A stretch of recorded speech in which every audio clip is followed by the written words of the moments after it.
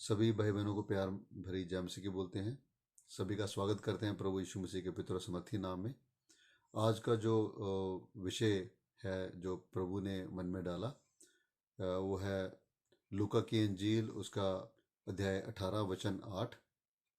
उस पर मन चिंतन करेंगे। छोटी सी दुआ के साथ, प्रार्थना के साथ शुरू करते हैं। हे परम पिता परमेश्वर, तेरे प्रभु यीशु नासरी पवित्र आत्मा, शुक्र धन्यवाद करते हैं समय के लिए। मेरे पिता, आप कंट्रोल लेना मेरे परमेश्वर, कि जो बोझ डाला है मेरे पिता, वो परमेश्वर जो आज की आपकी योजना है मेरे पिता, वो पूरी हो। जो पढ़ा जाए, बोला जाए, सुना जाए, समझा जाए मेरे पिता, पिता आत्मा जी आपकी अगुवाई में हो मेरे परमेश्वर, ताकि जो बोलने वाले सुनने वाले सब बरकत पाएं। आपके नाम को महिमा, जलाल, आदर, सम्मान, बड़ाई मिले, आपके मकसद पूरे हों प्रभु यीशु नासरी के पिता समर्थी नाम में, आमेन, हालेलुया। तो हम लूका 18 का 8 पढ़ते हैं कि उसमें क्या हमें वचन कहता है। लूका, gospel of John, sorry, gospel of Luke chapter 18 verse 8। मैं तुमसे कहता हूँ, वह तुरंत उनका न्याय चुकाएगा। तो भी मनुष्य का पुत्र जब आएगा, तो क्या वह पृथ्वी पर विश्वास पाएगा? हालेलुया। तो ये जो लूका 18:8 जो वचन है, ये उस एक विधवा के संदर्भ में जो बात बोली प्रभु यीशु मसीह ने, कि जो विधवा, उसको न्याय नहीं मिल रहा था और वो न्यायाधीश के बाद बार बार जाती है, और वो न्यायाधीश सोचता है कि ना तो मुझे प्रभु का अपने किसी प्रभु का डर है, ना मुझे किसी इंसान का डर है, लेकिन फिर भी मैं उसको न्याय दूं ताकि ये मुझे बार बार तंग ना करे। और उसके संदर्भ में फिर जो लास्ट में एक जो इसका जो वचन का जो आखिरी हिस्सा है, कि प्रभु यीशु मसीह ने बहुत बड़ी एक चेतावनी दी है कि क्या मनुष्य पुत्र जब आएगा तो क्या धरती पे विश्वास पाएगा। तो ये बहुत ही एक बड़ी चुनौती है हमारे लिए, चेतावनी है कि विश्वास क्यों नहीं पाएगा जब वो मनुष्य पुत्र जो उन्होंने बोला कि वापस आएगा। दोबारा एक बार पढ़ दें जो आखिरी भाग क्या है। तो भी मनुष्य का पुत्र जब आएगा, तो क्या वह पृथ्वी पर विश्वास पाएगा? हालेलुया। तो इसकी मैंने जो मुझे समझ आया था, जो मैंने सुना था पहले, प्रचारक जो जब इसका विश्लेषण करते हैं, इस वर्ष का जब इसका वो प्रचार करते हैं, तो कहते हैं कि इसका सीधा सा अर्थ है कि ये रैप्चर की बात हो रही है, कि जब प्रभु यीशु मसीह यहाँ पे आएंगे तो रैप्चर हो जाना है। सभी जो है विश्वासी जो है वो उठाए जाएंगे। तो विश्वास कहाँ से मिलेगा उसको, प्रभु यीशु मसीह को? तो लेकिन मुझे जो प्रकाशन जो मिला है इसका, कि अगर तो ये सिंपल सी बात है तो बहुत बढ़िया है, लेकिन प्रभु यीशु मसीह ने जो एक हमारे लिए प्रश्न चिन्ह छोड़ा है वहाँ पे, वो विश्वास के संदर्भ में ही छोड़ा है। और इसका वो एक और जो मेरे लिए बहुत बड़ी जो चुनौती है, चेतावनी है, कि कहीं ऐसा तो नहीं कि जो प्रभु की जो विश्वास की स्थापना प्रभु यीशु मसीह ने करी, जो वो चाहता है कि जैसा हमारा विश्वास हो, क्या वैसा विश्वास हमारा होगा, या कुछ हम अपना ही विश्वास लेके बैठे होंगे जो परमेश्वर की ओर से नहीं होगा। तो इसको समझने के लिए, इसको जानने के लिए कि इस दोनों में क्या अंतर है, तो हम वचन पढ़ते हैं निर्गमन की जो पुस्तक, उसका पहले पढ़ते हैं। निर्गमन की पुस्तक अध्याय 20 और वचन 1, कि उसमें परमेश्वर ने इजरायलियों के साथ उस बियाबान में खुद बात करी। तब परमेश्वर ने ये वचन कहे, मैं तेरा परमेश्वर यहोवा हूँ, जो तुझे दासत्व के घर अर्थात मिस्र देश से निकाल लाया है। हालेलुया। तो जब उन्होंने पहले जो निर्गमन जो है निर्गमन उसका 20, निर्गमन 20 का 1, निर्गमन 20 का 1, आपने वो गलत पढ़ा है, निर्गमन 20 का 1। हाँ जी, हाँ, निर्गमन 20 का 1। तब परमेश्वर ने ये सब वचन कहे। हाँ जी, हाँ। तो परमेश्वर ने इजरायलियों से ये सब वचन खुद कहे, और आगे उन्होंने जो 10 आज्ञाएं दी इजरायलियों को, खुद परमेश्वर ने, जो बाइबल बयान करती है निर्गमन 20 का 1 में, तो परमेश्वर ने खुद अपने मुंह से ये बोल के उनसे, इजरायली से बात करी, उनको ये हुक्म दिए, उनको वचन दिए गए जो 10 आज्ञाएं दी गई उनको, उनको 10 आज्ञाएं दी गई। ओके। और उसके बाद फिर आगे पढ़ते हैं कि जब परमेश्वर ने इजरायलियों के साथ बात करी, तो आगे इजरायलियों का आगे जो अध्याय जो 20, निर्गमन की पुस्तक अध्याय 20 उसका वचन 18 से 21 पढ़ते हैं, तो उनका क्या आगे से रिस्पॉन्स था इजरायलियों का। सब लोग गर्जन और बिजली और नरसिंगे के शब्द सुनते और धुआं उठते हुए पर्वत को देखते रहे, और देख के कांप कर दूर खड़े हो गए। और वे मूसा से कहने लगे, तू ही हमसे बातें कर, तब तो हम सुन सकेंगे, परंतु परमेश्वर हमसे बातें ना करे, ऐसा ना हो कि हम मर जाएं। मूसा ने लोगों से कहा। हालेलुया। तो यहाँ पे हम 18 से 21 पूरा पढ़ते हैं जी। मूसा ने लोगों से कहा, डरो मत, क्योंकि परमेश्वर इसलिए आया है कि तुम्हारी परीक्षा करे, और उसका बे तुम्हारे मन में बना रहे कि तुम पाप ना करो। और वे लोग दूर ही खड़े रहे, परंतु मूसा घोर अंधकार के समीप गया जहाँ परमेश्वर था। हालेलुया। अभी परमेश्वर ने खुद इजराइलियों से बात करी, अपने चुने हुए लोगों से बात करी, जिनको वो मिस्र की गुलामी से बाहर ले आया था, जो उसको दिन रात पुकारते थे। उन लोगों से परमेश्वर खुद आके रूबरू होकर उनसे बात कर रहा है। तो लोग कहते हैं कि परमेश्वर हमसे बात ना कर, तू सिर्फ मूसा से बात कर, मूसा हमें समझा देगा, हम हमारा इतना बहुत काफ़ी है। तो खुद वो मना कर रहे हैं कि परमेश्वर हमसे बात ना करे कहीं, और डर किस चीज़ का है कि कहीं हम मर ना जाए। और मूसा उनको फिर आगे उनको प्रोत्साहन दे रहा है, प्रोत्साहित कर रहा है कि डरो मत, परमेश्वर तो सिर्फ तुम्हारी परीक्षा ले रहा है, और वो नहीं चाहता कि तुम पाप करो, क्योंकि पाप की जो जो मजदूरी है वो मौत है। कि तुम पाप ना करो, और तुम परमेश्वर के भय के अंदर बने रहो, ताकि वो तुम्हें मारने नहीं, वो तुम्हें जीवन देने के लिए लाया है यहाँ पे। और लेकिन इजरायलियों ने वो मानने से इनकार किया, तो फिर मूसा अकेला ही उस अंधकार में गया, जो वहाँ पे अंधकार था, जो गहरा बादल छाया हुआ था। और ये एक बहुत बड़ी चुनौती है कि हम परमेश्वर को सुनना से मना कर देते हैं, सुनने से इनकार कर देते हैं। और आगे अध्याय जो निर्गमन की पुस्तक अध्याय 32 जो है वो पढ़ेंगे। उसका वचन 1 से 9 पढ़ते हैं कि 32 में क्या हो, 20 के बाद 32 अध्याय में अभी बियाबान की में ही है इजरायली, और वहाँ पे क्या हो रहा है। जब लोगों ने देखा कि मूसा को पर्वत से उतरने में विलंब हो रहा है, तो वे हारून के पास इकट्ठे होकर कहने लगे, अब हमारे लिए देवता बना जो हमारे आगे आगे चले, क्योंकि उस पुरुष मूसा को जो हमें मिस्र देश से निकाल ले आया है कि हम नहीं जानते कि क्या हुआ। हारून ने उनसे कहा, तुम्हारी स्त्रियों और बेटे बेटियों के कानों में सोने की जो बालियां हैं उन्हें उतारो हालेलुया। और मेरे पास ले आओ। तब सब लोगों ने उनके कानों से सोने की बालियों को उतारा और हारून के पास ले आए। हारून ने उन्हें उनके हाथ से लिया और एक बछड़ा डालकर बनाया और टांकी से गड़ा। तब लोग कहने लगे, हे इज़राइल, तेरा ईश्वर जो तुझे मिस्र देश से छुड़ा लाया है वह यही है। ये देख के हारून ने उसके आगे एक वेदी बनाई और ये प्रचार किया, कल यहोवा के लिए पर्व होगा। और दूसरे दिन लोगों ने बोर को उठकर होम बलि चढ़ाए और मेल बलि ले आए, फिर बैठकर खाया पिया और उठकर खेलने लगे। तब यहोवा ने मूसा से कहा, नीचे उतर जा। हालेलुया। तो यहाँ पे हमने जो निर्गमन की पुस्तक 32 अध्याय 32 वचन 1 से 9 में देखा कि परमेश्वर यहोवा ने, पिता परमेश्वर ने कितने अचरज काम किए। इजरायलियों ने खुद अपनी आंखों से देखे कि कैसे वो मिस्र से बाहर आए, मिस्र में कितने अचरज काम हुए।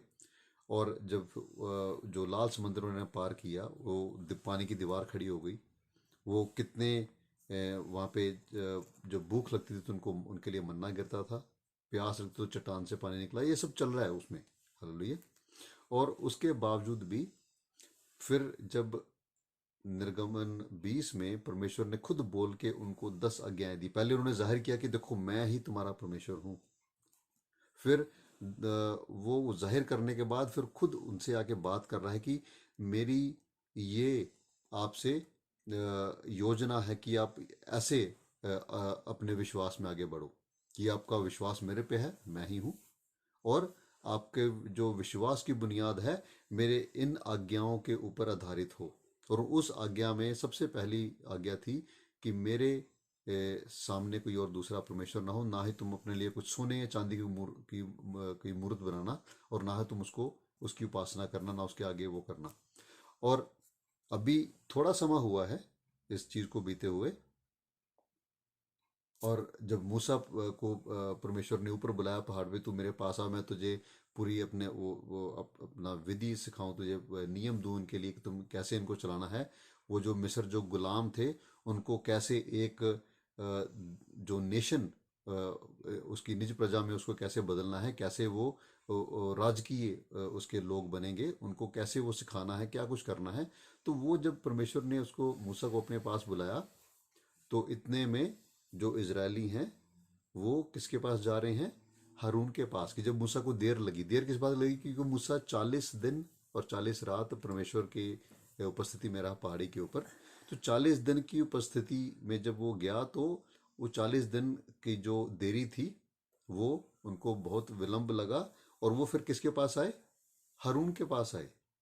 जबकि हारून परमेश्वर की योजना में नहीं था। परमेश्वर ने मूसा को तैयार किया था, मूसा को ही बोला था कि तू वहां पे जाके मेरी प्रजा को छुड़ा के लेके आ। लेकिन मूसा के जब उसने परमेश्वर के आगे विनती की कि नहीं, मेरे से नहीं बोला जाएगा, तो परमेश्वर ने बोला चल तो अपने बड़े भाई हारून को ले जा। लिया। तो अभी जो इजरायली हैं वो परमेश्वर को छोड़ दिया, परमेश्वर साइड पे, मूसा साइड पे, और किसके पास अभी आए? अभी हारून के पास आ गए। और हारून को कहते हैं कि तू हमारे लिए देवता बना जो हमारे आगे आगे चले। हालेलुया। अगर उसको हम सुन सकें, समझ सकें कि अपनी मर्जी का वो परमेश्वर चाहते हैं, कि जो उनकी मर्जी के मुताबिक जो उनका हो जाए, परमेश्वर बन जाए, और जो उनके आगे आगे चले, ना कि जिसके पीछे वो चले। जैसे उनकी मर्जी है वहां वहां हो जाए, लेकिन वो परमेश्वर उनकी मर्जी के हिसाब से उनके आगे आगे चले। और हारून ने क्या बोला कि ठीक है, तुम अपना जो सोना है सब दे दो मुझे। और सोना लिया, एक बछड़ा बनाया। वो परमेश्वर की पहली आज्ञा के बिल्कुल विपरीत, वो सब भूल गया सब बहुत जल्दी। और वो बछड़े को बना के कहता कि हे इज़राइल, ये देखो तेरा आपका परमेश्वर यहाँ पे है, यही हमें वहां से बाहर निकाल के लेके आया है। और फिर प्रचार भी किया। हालेलुया। और उसके बाद कहा कि कल हम फिर एक अपनी जो वेदी तैयार कर दी, और फिर वहां पे अपनी ही वो बलि वहां पे कल हम लेके आएंगे। और फिर अपना एक पर्व वहां पे ठान लिया कि हम ये पर्व किसके नाम का? लेकिन यहोवा के नाम का पर्व। सब कुछ अपना है, सब कुछ अपना है, लेकिन सिर्फ नाम यहोवा का। सब कुछ अपनी मर्जी के मुताबिक हो रहा है, लेकिन सिर्फ नाम यहोवा का। और फिर वहां पे अगले दिन सुबह वो फटाफट जल्दी जल्दी उठे सब पर्व के लिए। बड़े बड़ा बड़ा बहुत ज़्यादा वहाँ पे एनजाइटी है, बहुत ज़्यादा खुशी है मन में, बहुत ज़्यादा आनंद है। और खुद जल्दी जल्दी उठ के सब तैयार हो गए। उन्होंने वो पर्व में शामिल होना है जाके, और वो सब करके खान पान किया। और फिर वहाँ पे जो केजी वर्जन कहती है कि वो नाचने लगे वहाँ पे, जंगली नाच हुआ वहाँ पे। हालेलुया। तो ये सब विश्वासी हैं, विश्वास में रह के सब कर रहे हैं, और वो अपने हिसाब से वही कर रहे हैं जो उनको करना चाहिए, और अपनी जगह पे वो बिल्कुल सच्चे हैं। तो क्या ये जो वहां पे हुआ, तो क्या परमेश्वर इससे प्रसन्न हुआ? हालेलुया। तो आगे पढ़ते हैं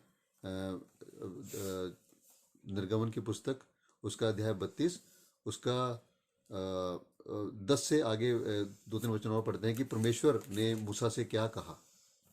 जो हमने 9 पे छोड़ा था, परमेश्वर मूसा से क्या कहा परमेश्वर ने। फिर यहोवा ने मूसा से कहा, मैंने इन लोगों को देखा और सुन वे हठीले हैं। हालेलुया। अब मुझे मत रोक, मेरा कोप उन पर भड़क उठा है, जिससे मैं उन्हें भस्म करूं, परंतु तुझसे एक बड़ी जाति उपजाऊंगा। हालेलुया। देखो, अभी हम वो सब किसके लिए कर रहे हैं? यहोवा के नाम पे कर रहे हैं, यहोवा पिता परमेश्वर के नाम पे कर रहे हैं, और ये सोच रहे हैं कि हम पिता को प्रसन्न कर रहे हैं, पिता हमसे बहुत ज़्यादा प्रसन्न है, और हम धर्मी ठहर चुके, और हम उसी की आज्ञा का पालन कर रहे हैं। लेकिन वहाँ पे पिता परमेश्वर का जो कोप है, उसका गुस्सा भड़क रहा है उनके ऊपर। ये क्या कर रहे हैं? वो क्या है? वो किस पे है? नाश करने पे है इनको। क्यों? कि इजरायलियों का विश्वास पिता परमेश्वर के विश्वास के विपरीत है, उलट है उसके। हालेलुया। तो क्या हम ये समझ रहे हैं कि आज क्या ऐसा मुमकिन हो सकता है?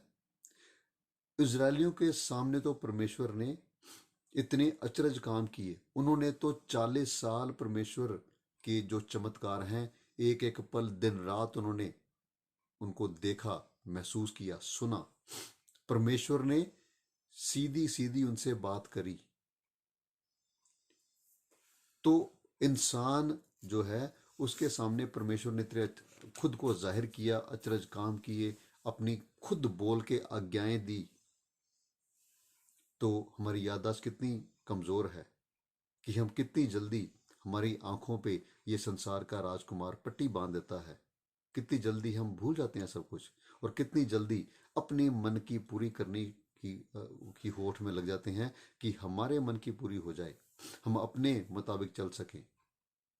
तो क्या आज मेरा विश्वास ऐसा बन चुका है कि मैं परमेश्वर के विश्वास को अलग रख के अपने हिसाब से, मैं अपने जो जो मुझे भाता है वैसा मैंने एक चर्च ढूंढ लिया, वैसा मैंने एक पास्टर ढूंढ लिया, वैसा ही मैंने अपना एक विश्वास बना लिया जो सच से हटके है, और उसी विश्वास को हमने फिर आगे बढ़ाना शुरू कर दिया, और वो विश्वास बढ़ता जा रहा है, बढ़ता जा रहा है, और हम लोगों की तादाद बढ़ती जा रही है। हम सब ये सोच रहे हैं कि इतने सारे लोग हैं तो हम गलत कैसे हो सकते हैं।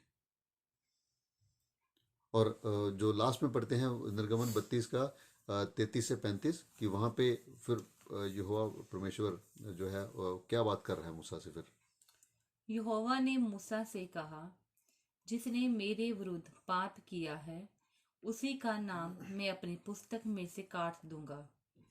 अब तू जाकर उन लोगों को उस स्थान में ले चल जिसकी चर्चा मैंने तुझसे की थी।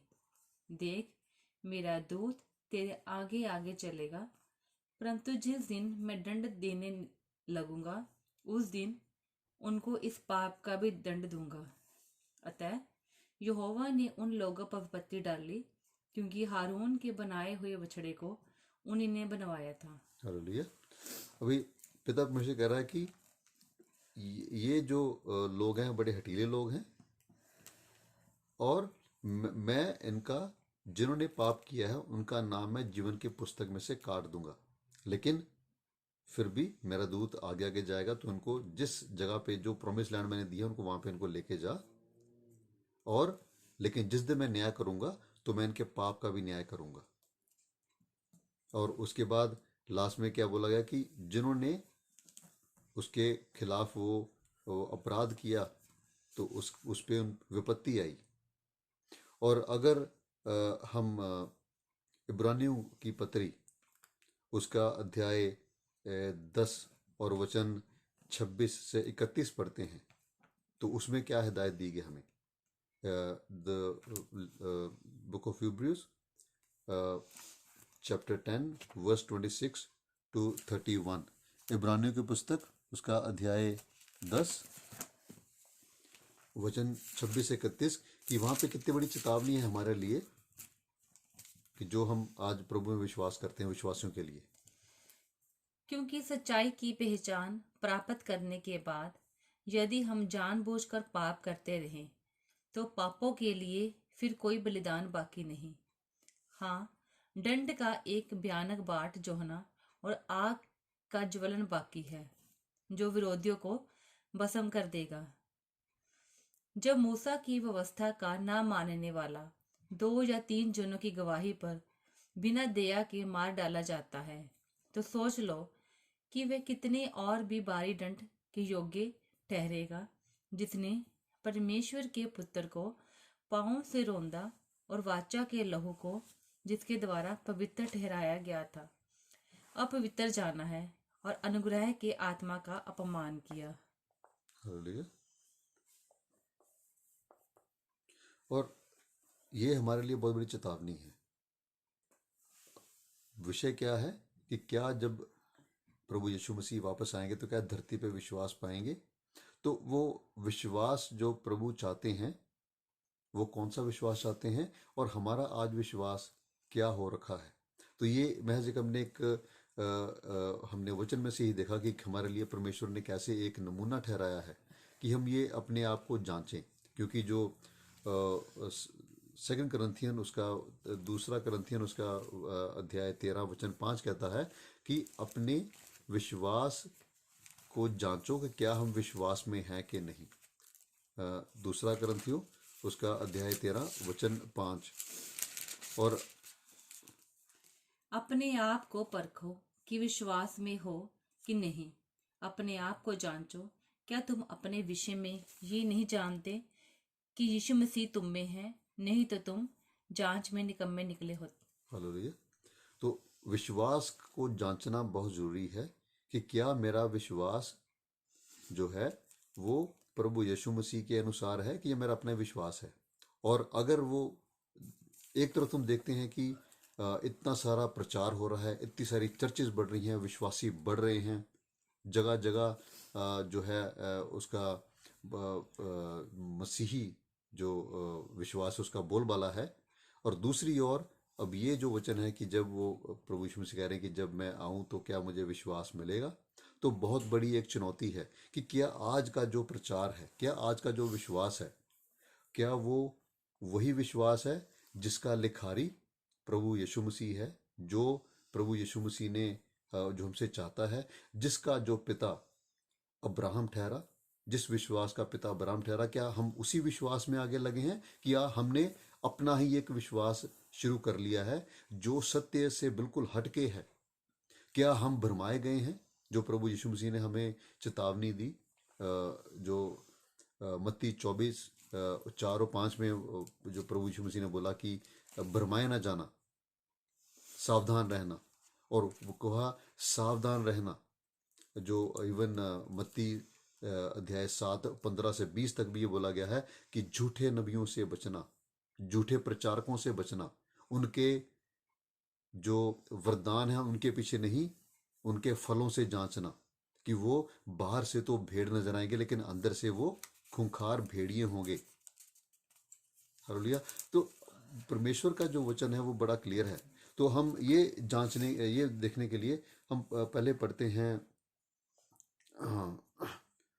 इब्रानियों की पत्री उसका अध्याय 12 वचन 2 कि प्रभु यीशु मसीह ने जो विश्वास है वो कौन से विश्वास की हमें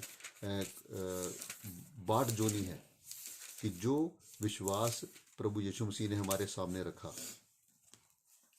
और विश्वास के कर्ता और सिद्ध करने वाले यीशु की ओर ताकते रहे, जिसने उस आनंद के लिए जो उसके आगे धरा था लज्जा की कुछ चिंता ना करके क्रूस का दुख सहा और परमेश्वर के सिंहासन की दाहिनी ओर जा बैठा। हालेलुया। हमारे विश्वास का लिखारी कौन है? प्रभु यीशु मसीह, जो ऑथर भी है और परफेक्टर भी, जो जो हमारा लिखारी भी है और जो सिद्ध बना हमारे लिए। और सिद्ध कैसे बना? दुख उठा के सिद्ध बना। जो इब्रानी 5 की 8 9 में लिखा है कि प्रभु यीशु मसीह ने दुख उठा उठा के आज्ञाकारिता सीखी और आज्ञाकारिता के द्वारा वो सिद्ध ठहरा ताकि वो हम सब के लिए बरकत का, आशीष का वो कारण बन सके। और वो जो लिखारी है विश्वास का, जो प्रभु यीशु मसीह लिखारी है हमारे विश्वास का, वो विश्वास क्या है? दुख उठाना। किस चीज़ का दुख उठाना? इस संसार का जो राजकुमार है, जब वो आपके खिलाफ आएगा तो वो दुख होगा। लेकिन हम अपने दुखों पे हम अपना ध्यान ना लगा के उस स्वर्ग के राज्य की ओर ध्यान लगाएं। वो जो प्रभु यीशु मसीह ने हमारे सामने जो नमूना रखा कि उसने इन सब चीज़ों को तुच्छ जाना, उसने क्या कुछ नहीं सह लिया हमारे लिए। जिसने पाप नहीं जाना था, खुद हमारे लिए वो पाप बन गया और वहां पे लटक गया, और खुद हमारे लिए श्राप बन गया। किसके लिए? किस खातिर? कि वो जो महिमा का जो एक सिंहासन उसके रखा गया था। हालेलुया। तो क्या आज मेरी विश्वास की बुनियाद क्या स्वर्गीय स्थानों पे बनी है? कि क्या मेरा जो विश्वास है, क्या वो इतना स्थिर है? क्या मेरी मैं जो बाट जो रहा हूँ, क्या वो इस धरती के ऊपर अपना सिंहासन लगाने की है, या मैं उस स्वर्गीय स्थान के ऊपर मेरा ध्यान लगा है? कि मैं इस संसार में, जैसे अब्राहम जो वचन बयान करता है इब्रानी की पत्री में, कि अब्राहम जो है वो इस संसार में मुसाफिर बन के रहा। तो क्या मैं इस संसार में मुसाफिर बन के हूँ? क्या मुझे ये एहसास हो गया है कि मैं सिर्फ मुसाफिर हूँ और मैं यहाँ का नहीं, मैं अभी स्वर्ग का हो गया हूँ, क्योंकि प्रभु यीशु मसीह ने मुझे इस धरती में से चुन के अलग कर लिया है, और मैं अभी इस धरती का नहीं, मैं भी स्वर्ग का हूं। तो क्या मेरे विश्वास की बुनियाद स्वर्गीय स्थानों पर लगी है? क्या मेरे विश्वास की बुनियाद प्रभु यीशु मसीह ने जो मेरे लिए राह तैयार किया है, जो रास्ता तैयार किया है, उसके ऊपर टिकी है? अगर मेरा विश्वास मुझे आत्मिकता में नहीं चला रहा, अगर मेरा विश्वास मुझे शरीर के लिए नहीं मार रहा और आत्मिकता के लिए मुझे नहीं जला रहा, अगर मेरा विश्वास संसार से मेरा जो मन है वो फिर के मैं इनकार के लिए नहीं तैयार हो रहा, तो मेरा विश्वास वही है जो इजरायलियों ने अपने लिए खुद के लिए कर लिया था। और क्या मैं इस विश्वास से प्रभु को प्रसन्न कर रहा हूँ? क्या यही विश्वास है जो प्रभु को प्रसन्न करता है? जो हमने इब्रानिया की पत्री 11:6 में लिखते हैं कि बिना विश्वास के परमेश्वर को प्रसन्न करना नामुमकिन है। हालेलुया। और इब्रानी की पत्री उसका अध्याय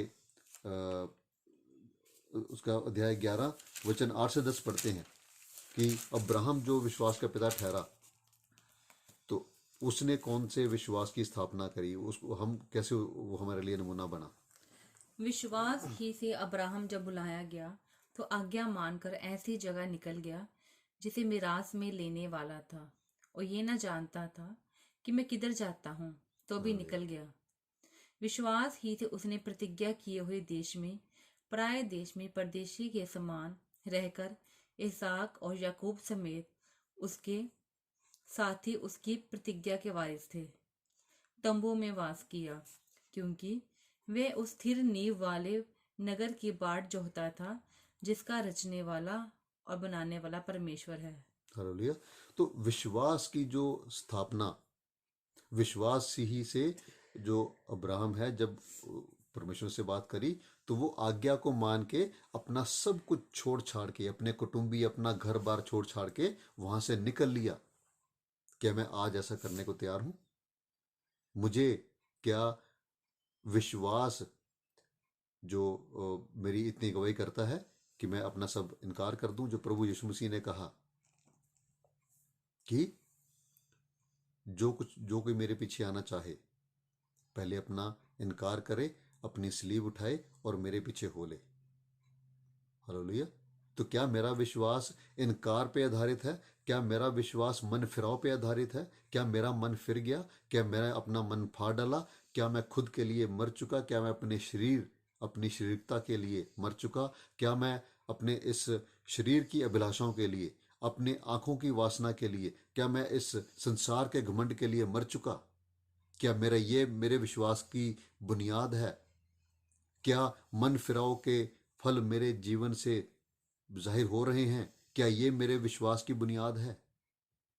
या मेरा विश्वास खुद मेरा अपना घड़ा हुआ है, जो मेरे अपने ही मेरे मन की मर्जी की पूर्ति है, जो मेरा अपना विश्वास मेरे खुद के जो शरीर की वासना है उसकी पूर्ति है, मेरे आँखों की वासना अभिलाषाओं की पूर्ति है। क्या मेरा विश्वास एक जरिया है जिसके द्वारा मैं इस संसार में और बढ़ना चाहता हूँ, और मैं अपनी जय जयकार चाहता हूँ कि मुझे ये भी मिल जाए, मुझे वो भी मिल जाए, मैं ये भी कर लूँ, मैं वो भी कर लूँ।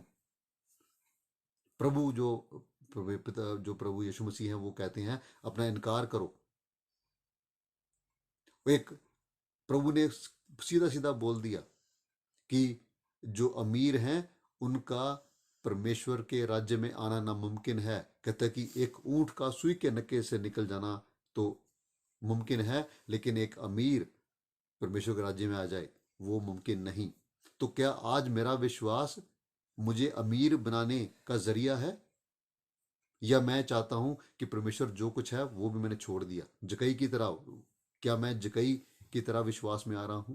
क्या मैं पतरस की तरह विश्वास में आ रहा हूं कि जो चाहता था कि मछलियां मिले लेकिन एक मछली ना मिली, लेकिन जब दो बेड़ियां भर के मछली मिल गई तो क्या प्रभु यीशु मसीह के सामने वो सब छोड़ के वहां पे प्रभु के पीछे हो लिया? यह कहता है कि प्रभु तेरा शुक्र, तेरा धन्यवाद, तू चाहता था कि मैं अमीर हो जाऊं, तूने मेरे पे बड़ी कृपा की, तूने अपने आज अपना पूरा वचन मेरे पे पूरा कर दिया। और थैंक यू प्रभु, मैं तेरा धन्यवाद करता हूं। अभी तू अपने रास्ते में अपने रास्ते। आज मैं किस विश्वास पे चल रहा हूं?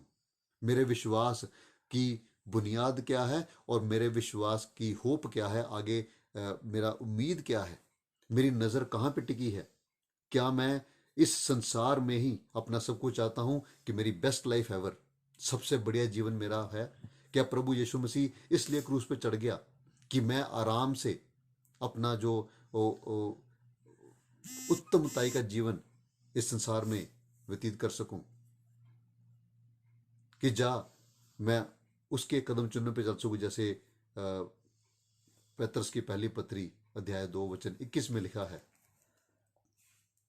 कि हम उसके पीछे उसके कदम चिन्हों के ऊपर चल सके। क्या मेरा विश्वास मुझे प्रभु के कदम चिन्हों के ऊपर लेके चल रहा है? पहला पतरस की पत्री अध्याय 2 वचन 21।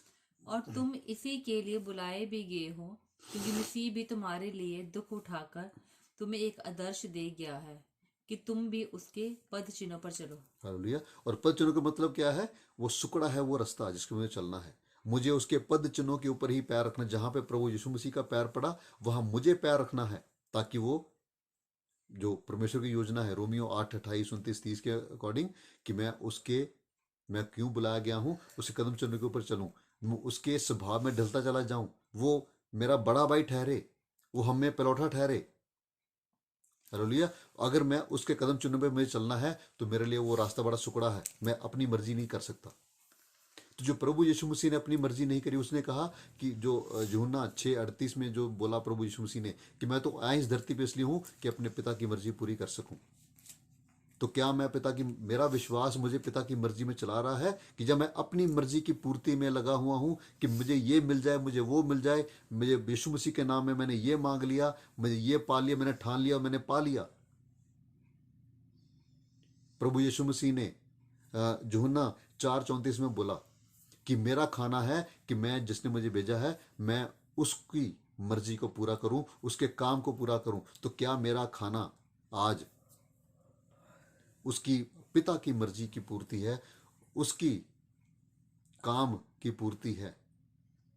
हम अपने विश्वास को जांचें कि क्या जब प्रभु यीशु मसीह वापस आएंगे तो क्या वो विश्वास पाएगा जो उसने बोला कि सुकड़ा है वो मार्ग और तंग है वो दरवाजा जो जीवन की ओर आता है? तो क्या मैं जो बहुतायत की भीड़ में लगा हूं, लाइन में लगा हूं कि सब जा रहे हैं तो फिर इसका मतलब सही होगा? बहुत बड़ी हिदायत दी है प्रभु यीशु मसीह ने। लूका 13:24 से 27 में बोला प्रभु यीशु मसीह ने कि बहुत सारे उस तंग दरवाजे से प्रवेश करना चाहेंगे लेकिन कर नहीं पाएंगे। मत्ती अध्याय 7:21 से 23 में लिखा कि बहुत सारे आएंगे जो मुझे बोलेंगे प्रभु हमने तेरे नाम में बड़े बड़े काम किए, हमने बीमार चंगे किए, हमने बदरूहें निकाली, हमने तेरे नाम का प्रचार भी किया, लेकिन वो कहता है मैं कहूंगा कि मैं तुम्हें जानता ही नहीं। लूका अध्याय 13 उसमें 24-27 में ये भी बयान है कि वो लोग कहेंगे प्रभु हमने तो तेरी उपस्थिति में खाया पिया, हमने तो प्रभु भोज भी लिया था, हम तो तेरे अंग थे।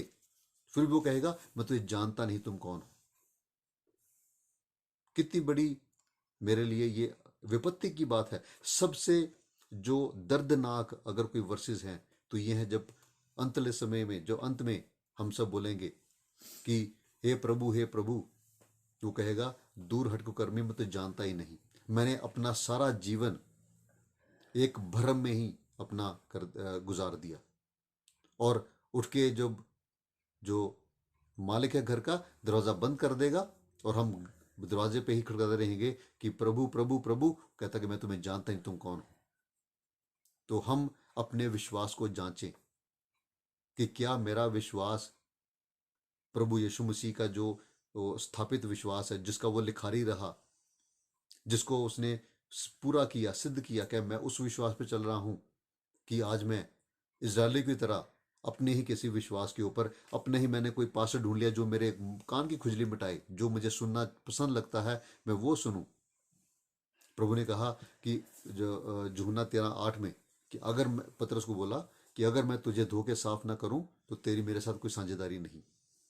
अगर कोई मेरे अपना इनकार करके अपनी स्लीव उठा के मेरे पीछे ना चले तो वो मेरे लायक नहीं। तो क्या मैं, ये मेरे जीवन का सच है? क्या मैंने अपना मन फिरा के अपनी स्लीव उठा के उसके पीछे चला हूं?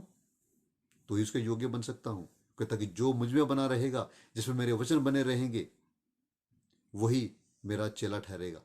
जो मुझसे, वही मुझसे प्यार करेगा, वो मेरी आज्ञाओं का पालन करेगा।